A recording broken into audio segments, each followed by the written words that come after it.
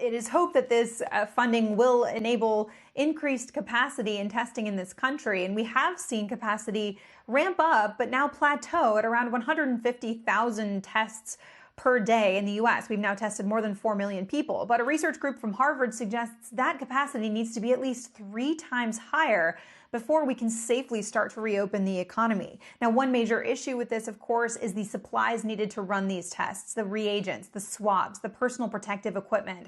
And one of the major entities doing these tests are American medical colleges and teaching hospitals. And the Association of American Medical Colleges wrote a letter to Dr. Debbie Birx from the White House's coronavirus task force last week, essentially trying to lay out what the issue is here, saying, quote, widespread but uneven shortages in one or more of the essential components for testing have resulted in a situation where few labs are able to maximize the testing capacity of any one machine, platform, or test. Now, Dr. David Skorton, the president and CEO of the Association for American Medical Colleges, joins us now to tell us more about this letter, what he's seeing in his members' labs. Dr. Skorton, thanks for being here. Tell us about these shortages. How big of a problem are they? How much are they hampering capacity to increase for testing in this country?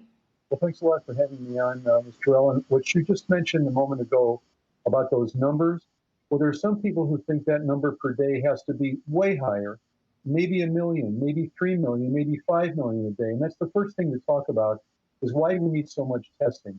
We need it not only right now to deal with the crush of the pandemic, but as we begin to reopen as a country, which of course we have to do eventually, we need to have a lot more testing in workplaces, as your earlier segment talked about, and in other areas.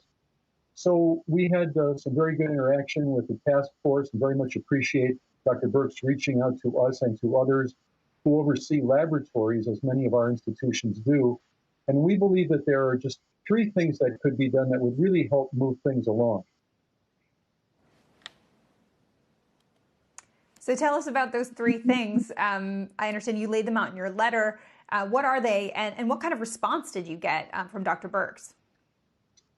Well, the first thing is we are trying to suggest that the government develop a web portal so that there can be in one place, organized by the federal government, a look across the country to see where there are these supplies hang-ups. Number 2, I think the federal government, with its broad transnational view, is the right body, the right area to develop a better feel for the supply chain and actually to make differences in the supply chain to help manage the supply chain.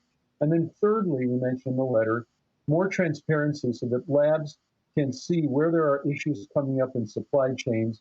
And I think that a big step forward yesterday was the Senate passing this bill that was roughly $480 million, about $20 billion, about $25 billion of which would go for testing.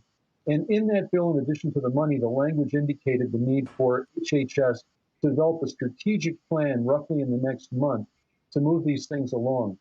So we're continuing to be in contact with the task force. We believe things are going in the right direction, but we need more coordination from the federal level. We had Kari Stephenson from Iceland's Decode on last week, and he really excoriated the U.S.'s sort of inability to increase testing capacity.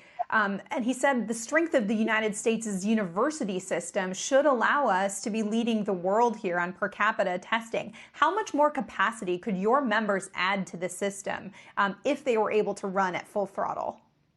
Well, the system has to be a collaborative effort between big labs that can do high throughput testing, as you've already talked about in earlier coverage that you did, and also the university labs who not only can do tests, but can develop tests.